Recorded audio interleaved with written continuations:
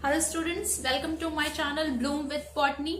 आज हम प्लास्टिड्स के बारे में बात करने जा रहे हैं। प्रीवियस लेक्चर में मैंने आपको माइटोकॉन्ड्रिया के बारे में बताया था, जिसको power house of the cell कहते हैं। और आज हम एक स्पेशल सेल ऑर्गेनेल की बात करने जा रहे हैं जो सिर्फ प्लांट्स में पाई जाती है, दैट इज प्लास्टिड्स। तो प्लास्टिड्स के बारे में अगर हम बात करें तो प्लास्टिड एक ऐसी सेल ऑर्गेनेल है which is found only in plants, all plants and euglenoids.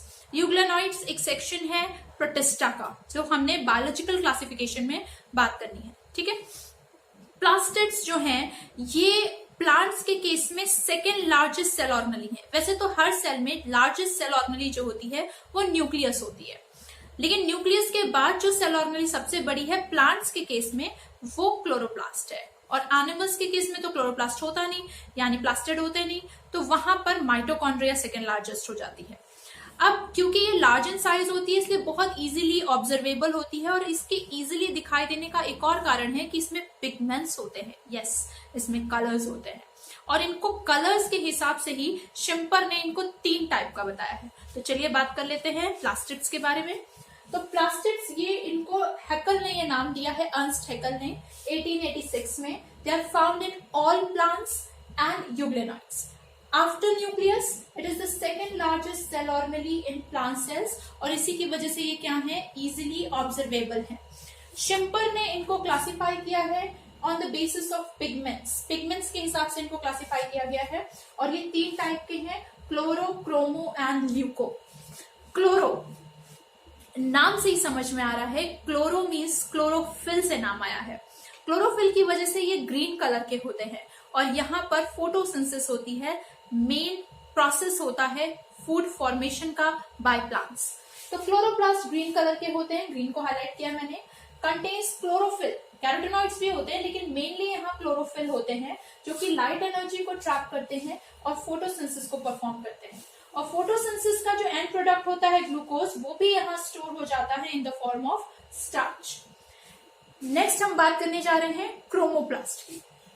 तो जो क्रोमोप्लास्ट होता है वो वेरियसली कलर्ड होता है, यानी वो रेड, ऑरेंज या येलो कलर का हो सकता है। क्रोमा का मतलब ही होता है कलर, और ये कलर उसको मिलते हैं कैरोटीनॉइड से। अब आप कहोगे मैम कैरोटीनॉइड तो वहां भी लिखा है, लेकिन वहां मेन पिगमेंट है क्लोरोफिल, और यहाँ मेन पिगमेंट है कैरोटीनॉइड, जो कि 2 तरह का हो सकता है, carotene and xanthophyll. They are oxygenated and deoxygenated forms, जो मैं आगे आपको फोटोसिंथेसिस में डिटेल में बताऊंगी। तो ये येलो, ऑरेंज या रेड कलर के होते हैं। इनमें फैट सॉल्युबल पिगमेंट होता है। एक बात सब लोग बहुत ध्यान से सुनिए, प्लांट में सारे पिगमेंट फैट सॉल्युबल होते हैं, कोई भी वाटर सॉल्युबल पिगमेंट नहीं होता एक्सेप्ट एंथोसाइनिन, जो पिगमेंट आपको फ्लावर में मिलता है। इसीलिए आपने सुना होगा फ्लावर को क्रश करके कलर्स बनाए जाते हैं, होली के नेचुरल कलर। यस, तो केवल फ्लावर का कलर वाटर सॉल्युबल होता है, बाकी सारे पिगमेंट प्लांट के फैट सॉल्युबल होते हैं या वाटर इनसॉल्युबल होते हैं। तो यहाँ पर लिख दिया है मैंने, क्योंकि ये एनसीईआरटी की लाइन है। फैट सॉल्युबल है। कैरोटीनॉइड यहाँ मैंने हाईलाइट किया है, 2 तरह के हो सकते हैं, carotene and xanthophyll. And last line बड़ी इंपॉर्टेंट है, दे डेवलप फ्रॉम क्लोरोप्लास्ट और ल्यूकोप्लास्ट। इसको सुनिए ध्यान से। आप सबने देखा होगा मिर्च, हरी मिर्च पहले हरी होती है फिर लाल हो जाती है, तो यानी क्लोरोप्लास्ट थे, हरे थे पहले, फिर क्या हो गए, क्रोमोप्लास्ट हो गए। सिमिलरली आपने देखा होगा टमाटर पहले हरा होता है फिर लाल हो जाता है, येलोइश होता है, ऑरेंजिश होता है, रेडिश हो जाता है। तो chloroplast is converting into chromoplast. Similarly गाजर, गाजर में क्या, स्टार्च स्टोर होता है, तो पहले वहां ल्यूकोप्लास्ट होते हैं, फिर वहां पर कैरोटीन इकट्ठा होना शुरू होती है, और फिर वो रेडिश, ऑरेंजिश, येलोइश कलर की हो जाती है, and that is chromoplast. And finally हम बात कर रहे हैं ल्यूकोप्लास्ट की।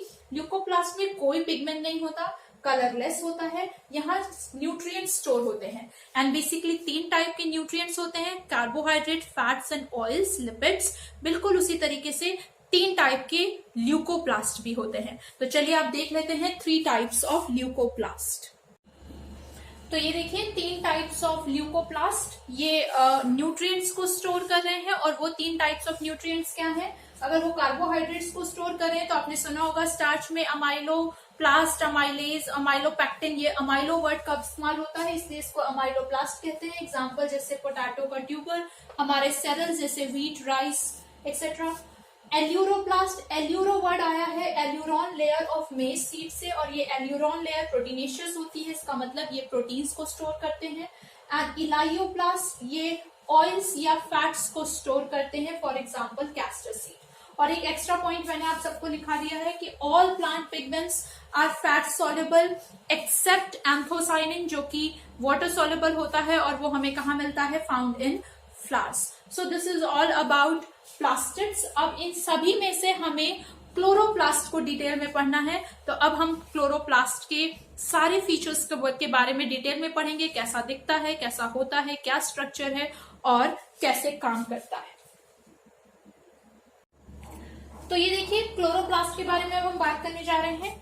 क्लोरोप्लास्ट को कहते हैं किचन ऑफ द सेल, और क्लोरोप्लास्ट बिल्कुल माइटोकॉन्ड्रिया जैसा एक double membrane bound cell organelle होता है, 2 मेम्ब्रेन्स हैं। और अलग क्या है कि माइटोकॉन्ड्रिया में अंदर वाली मेम्ब्रेन अंदर की तरफ फोल्ड हो गई थी, यहाँ ऐसा नहीं है। यहाँ दोनों मेम्ब्रेन कंटिन्यूअस हैं, दोनों सिलेक्टिवली परमिएबल हैं, लेकिन बिल्कुल माइटोकॉन्ड्रिया जैसी बाहर वाली थोड़ी ज्यादा परमिएबल है, अंदर वाली थोड़ी कम परमिएबल है। दोनों मेम्ब्रेन के बीच की जो जगह है जिसको इंटर मेम्ब्रेन स्पेस कहते हैं, और अंदर का जो कंपार्टमेंट फ्लूइड फिल्ड है उसे स्ट्रोमा कहते हैं। अगर हम इसके शेप की बात कर लें, बहुत वैरायटी के शेप होते हैं। यूजुअली ये स्फेरिकल होता है, लेकिन एल्गी में जब आप देखोगे ना तो ये डिस्क्वायड हो सकता है, गर्डल शेप हो सकता है, स्पाइरल शेप हो सकता है, रिबन लाइक हो सकता है, बहुत वैरायटी के शेप है। मैंने आपको यहाँ वो नाम लिखे हैं जो आपकी एनसीईआरटी में दिए हैं। देन इनमें साइज एक फिक्स्ड साइज दिया हुआ है, एंड नंबर पर सेल ये बहुत वेरिएबल होता है। जैसे क्लामाइडोमोनास एक यूनिसेलुलर एल्गी है, तो उसमें 1 क्लोरोप्लास्ट पर सेल होता है। और प्लांट्स के जो मीजोफिल सेल्स होते हैं, क्या होते हैं मीजोफिल सेल्स, वो लीफ के वो सेल जहां फोटोसिंथेसिस होती है, तो उनमें क्लोरोप्लास्ट 20 से 40 हो सकते हैं, 20 to 40 पर मीजोफिल सेल ऑफ प्लांट। तो यहाँ पे देखिए किचन ऑफ द सेल कहा गया, शेप वेरिएबल है, ओवल हो सकता है, लेंथ शेप हो सकता है, स्फेरिकल हो सकता है, डिस्क जैसा हो सकता है, एंड इवन रिबन लाइक हो सकता है। मैंने और भी नाम आपको बताया है, स्पाइरल हो सकता है, गर्डल हो सकता है, कप शेप हो सकता है, बहुत डिफरेंट टाइप हो सकता है। ये इसकी लेंथ और विड्थ होती है 5 to 10 micrometre in length and 2 to 4 micrometre in width. Number per cell की बात करें तो बहुत हाईली वेरिएबल होता है, depending upon the photosynthetic activity, like 1 chloroplast per cell of Chlamydomonas and 20 to 40 chloroplast per mesophyll cell of plant. Mesophyll cell के बारे में बताया, लीफ के वो सेल्स जहां पर फोटोसिंथेसिस होती है उन्हें मीजोफिल सेल्स कहते हैं। पार्ट्स बिल्कुल माइटोकॉन्ड्रिया के जैसे 4 पार्ट्स हैं, outer membrane, inner membrane, outer compartment, inner compartment. अभी हम डायग्राम से देखेंगे। ये दोनों मेम्ब्रेन कंटिन्यूअस होंगी, सेलेक्टिवली परमेबल होंगी, बाहर वाली थोड़ी ज्यादा क्योंकि पोरिन प्रोटीन्स होती हैं, अंदर वाली थोड़ी कम। बाहर का जो कंपार्टमेंट है ये 2 मेम्ब्रेन के बीच की जगह है, इंटर मेम्ब्रेन स्पेस है, और अंदर वाला कंपार्टमेंट फ्लूइड फिल्ड स्पेस है, जिसे इस केस में स्ट्रोमा कहते हैं। जैसे हमने माइटोकॉन्ड्रिया के केस में मैट्रिक्स वर्ड का इस्तेमाल किया था, वैसे ही हम यहाँ पर स्ट्रोमा वर्ड का इस्तेमाल करते हैं। तो अब हम देखेंगे डायग्राम से कि कैसा दिखता है क्लोरोप्लास्ट और उसके फंक्शंस। तो ये देखिए, ये है क्लोरोप्लास्ट का स्ट्रक्चर। यहाँ पे मैंने क्लोरोप्लास्ट का स्ट्रक्चर आपके लिए ड्रॉ करके दिया है। बिल्कुल माइटोकॉन्ड्रिया जैसे इस क्लोरोप्लास्ट में भी 4 कंपोनेंट्स होते हैं, outer membrane, inner membrane, outer compartment and inner compartment. ठीक है, तो यहाँ पर हम इसके स्ट्रक्चर को जरा ध्यान से देख लें। यहाँ पे देखिए, this is the outer membrane. Outer membrane जैसा मैंने आपको लिखा था कंटिन्यूअस है, पूरी सेलेक्टिवली परमिएबल होगी, कंपैरेटिवली ज्यादा परमिएबल होगी क्योंकि वहां पोरिन प्रोटीन्स होती है। ये इनर मेम्ब्रेन है, इनर मेम्ब्रेन भी कंटिन्यूअस है, ये भी सेलेक्टिवली परमिएबल है, पर ये कंपैरेटिवली थोड़ी लेस परमिएबल होगी क्योंकि यहाँ पोरिन प्रोटीन्स का नंबर थोड़ा कम होगा। दोनों के बीच में जो जगह है that is known as inter membrane space, इसको आउटर कंपार्टमेंट भी कहते हैं। और मेन काम की चीज है हमारे लिए inner compartment, that is the fluid filled space and that is known as stroma. ठीक है, अब थोड़ा सा डायग्राम हमें क्लियर रहे इसलिए मैंने चीजें थोड़ी थोड़ी बनाई हैं। आप अगर डायग्राम एनसीईआरटी में देखोगे या डायग्राम किसी और बुक में देखोगे, आपको बहुत कॉम्प्लिकेटेड सा डायग्राम मिलेगा, पर यहाँ हम फिलहाल समझने के लिए डायग्राम देख रहे हैं कि स्ट्रोमा के पास और क्या क्या चीजें हैं। इस स्ट्रोमा के बाद बिल्कुल जैसा माइटोकॉन्ड्रिया में पढ़ा था हमने, इसके पास अपना खुद का सर्कुलर डीएनए मॉलिक्यूल होता है। माइटोकॉन्ड्रिया में एक होता है, यहाँ कई हो सकते हैं, फिलहाल मैंने एक ही ड्रॉ किया है। और 70S टाइप के राइबोसोम होते हैं। तो बिल्कुल माइटोकॉन्ड्रिया जैसे ये भी अपने काम खुद कर सकता है, यानी ये भी सेमी ऑटोनॉमस होता है। क्यों कहा था सेमी ऑटोनॉमस? क्योंकि ये सारे काम नहीं कर पाता, कुछ कामों के लिए ये न्यूक्लियस पर डिपेंडेंट होता है, इसीलिए इसको सेमी ऑटोनॉमस कहते हैं। ठीक, तो यहाँ पे हमने देखा कि इसके पास ये dsDNA मॉलिक्यूल है, सर्कुलर dsDNA, और इसके पास 70S टाइप के राइबोसोम भी है, यानी ये अपने कामों को खुद कंट्रोल कर सकता है। उसके अलावा इसके पास अदर मेम्ब्रेन सिस्टम्स भी हैं। इसके पास फ्लैटेंड सैक लाइक स्ट्रक्चर्स है, आपको दिख रहा है ये सिंगल स्ट्रक्चर्स। तो एक जो ये स्ट्रक्चर है उस सिंगल स्ट्रक्चर को हम कहते हैं thylakoid. They are flattened sac like structures known as thylakoids. और हम देख रहे हैं बहुत सारे थाइलाकॉइड एक के ऊपर एक स्टैक कर गए हैं, तो ये बना लेते हैं एक स्ट्रक्चर जिसे कहते हैं granum. Granum is singular, grana is plural. और एक ग्राना में बहुत सारे थाइलाकॉइड हो सकते हैं, जितने मैंने ड्रॉ किए एसेंशियली इतने ही नहीं होंगे। ठीक, अब ये जो दो डिफरेंट ग्राना है, ये देख रहे हो आपस में कनेक्टेड है विद ट्यूब लाइक स्ट्रक्चर। तो ये ट्यूब लाइक स्ट्रक्चर कहलाती है स्ट्रोमा लैमेली और फ्रेट चैनल्स।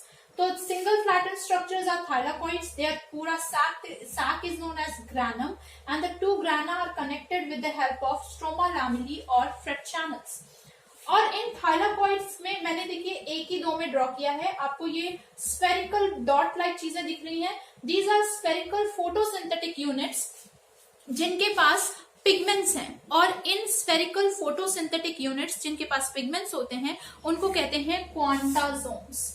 ठीक है, तो अगर पिगमेंट नहीं होगा तो ये लाइट की एनर्जी को ट्रैप नहीं कर पाएगा, और अगर लाइट की एनर्जी ट्रैप नहीं होगी तो फोटोसिंथेसिस का मतलब ही नहीं है। इसका मतलब इसके सारे पिगमेंट्स कहाँ होते हैं? थाइलाकॉइड की मेम्ब्रेन में एम्बेडेड होते हैं in the form of photosynthetic unit, and those photosynthetic units are known as quantasomes. तो ये हो गई क्लोरोप्लास्ट का स्ट्रक्चर, और अब हम देखेंगे कि क्लोरोप्लास्ट कैसे फंक्शन करता है। तो अब हम देख लेते हैं क्लोरोप्लास्ट के फंक्शंस की। क्लोरोप्लास्ट का जो फंक्शंस होते हैं, यहाँ फोटोसिंथेसिस होती है, यहाँ पर प्लांट्स अपना खाना बनाते हैं, इसीलिए इसको किचन ऑफ द सेल कहते हैं। So chloroplast is the site of photosynthesis. और आप सब जानते हैं कि फोटोसिंथेसिस में दो स्टेप होते हैं, light reaction and dark reaction. Light reaction में प्लांट्स लाइट एनर्जी को ट्रैप करते हैं और उससे एनर्जी प्रोड्यूस करते हैं बाय फोटोफॉस्फोराइलेशन। तो यहाँ भी एटीपी का प्रोडक्शन होता है, लेकिन प्रोसेस क्या है? फोटोफॉस्फोराइलेशन। और फिर होता है डार्क रिएक्शन, जो कि स्ट्रोमा में होता है, क्योंकि वहां एक एंजाइम होता है, most abundant enzyme of this living world, that is rubisco, और वहां पर होता है हमारा डार्क रिएक्शन। डार्क रिएक्शन गलत नाम है। डार्क रिएक्शन का ये बिल्कुल मतलब नहीं है कि वो डार्क में होगा या रात में होगा या एब्सेंस ऑफ लाइट में होगा।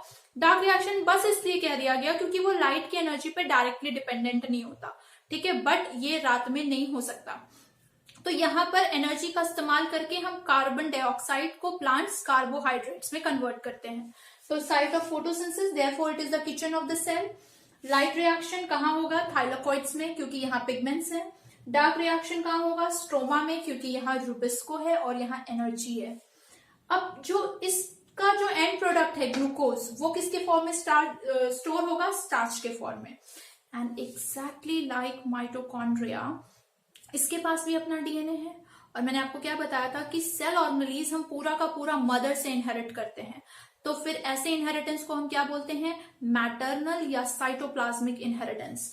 तो ये मैटरनल या साइटोप्लाज्मिक इनहेरिटेंस के लिए रिस्पॉन्सिबल होता है।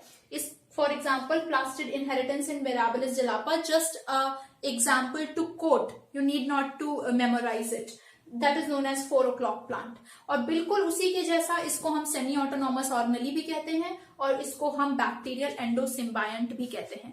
यानी हम ये नोटिस कर रहे हैं कि क्लोरोप्लास्ट और माइटोकॉन्ड्रिया में बहुत सारी सिमिलैरिटीज हैं। तो इसके बारे में भी थोड़ी बात कर लेते हैं कि what are the similarities between mitochondria and chloroplast. तो ये सारे फंक्शंस हो गए क्लोरोप्लास्ट के, और अब हम सिमिलैरिटीज की बात करेंगे between mitochondria and chloroplast.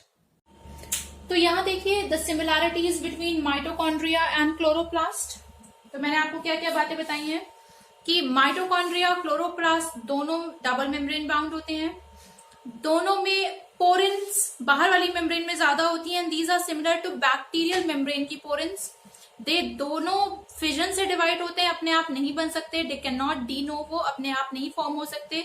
Fission से डिवाइड होते हैं, यानी ऑलरेडी एग्जिस्टिंग माइटोकॉन्ड्रिया क्लोरोप्लास्ट से ही आ सकते हैं। They behave as a cell. इन दोनों के पास अपना खुद का सिंगल सर्कुलर डीएनए होता है। 70s टाइप के राइबोसोम होते हैं। तो दोनों ऑटोनोमस सेल ऑर्गेनेल्स हैं। दोनों में एटीएस होती है, एक में रेस्पिरेटरी, एक में फोटोसिंथेटिक, और दोनों में एटीपी की सिंथेसिस होती है, एक में फोटोफॉस्फोराइलेशन से और एक में ऑक्सीडेटिव फॉस्फोराइलेशन से। तो बहुत सारी चीजें इसमें सिमिलर हैं। दोनों मैटरनल इनहेरिटेंस के लिए रिस्पॉन्सिबल हैं। ये सारी सिमिलरिटी मैंने यहाँ पर लिख दी है। They both have circular dsDNA, double stranded DNA and 70s type of ribosome. इसीलिए दोनों को क्या कहा गया? Semi autonomous cell organelles. They both are double membrane bound structures and they both have ETS, electron transport system, and ATP synthesizing machinery। ये बात ध्यान रखना कि ATP की सिंथेसिस हो तो दोनों में रही है, लेकिन क्लोरोप्लास्ट में फोटोफॉस्फोराइलेशन से और माइटोकॉन्ड्रिया में ऑक्सीडेटिव फॉस्फोराइलेशन से। दोनों के पास डीएनए है, so they both are responsible for maternal और साइटोप्लाज्मिक इनहेरिटेंस। और दोनों की मेम्ब्रेन में जो प्रोटीन होती है, porin protein, it is similar to bacterial membrane and they both divide by binary fission. इनकी इन सारी सिमिलरिटीज को देखते हुए इनको हाइपोथेसाइज किया गया है। ये ध्यान रखना, this is not proven, it is just a hypothesis कि दे आर बैक्टीरियल एंडोसिम्बायंट्स। मतलब ये पहले कभी बैक्टीरियल सेल रहे होंगे जिनको किसी यूकैरियोट ने खा लिया, लेकिन डाइजेस्ट नहीं कर पाया और टाइम के साथ ये उसी की बॉडी के हिस्से बन गए। ऐसा हाइपोथेसाइज किया जाता है, ऐसा माना जाता है। ठीक है, so this is all about this lecture. यहाँ तक हमने सारी बातें माइटोकॉन्ड्रिया और क्लोरोप्लास्ट के बारे में कंप्लीट कर ली हैं। नेक्स्ट लेक्चर में हम अदर सेल ऑर्गेनेल्स के बारे में बात करेंगे। टिल देन आपको इस लेक्चर में अगर कोई भी प्रॉब्लम हो, कोई भी डाउट हो, तो उसे कमेंट सेक्शन में बताइए। और अगर आपको ये वीडियो समझ में आया हो, अच्छा लगा हो, तो प्लीज लाइक कीजिए, सब्सक्राइब कीजिए और शेयर करिए। Thank you.